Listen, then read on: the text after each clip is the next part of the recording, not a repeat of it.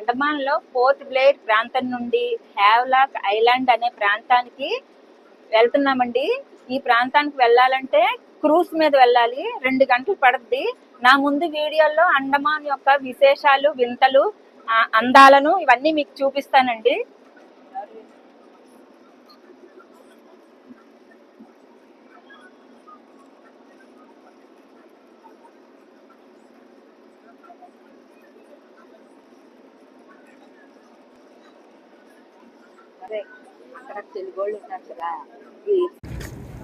క్రూజ్లో సామాన్లు పెడతాకండి లైను.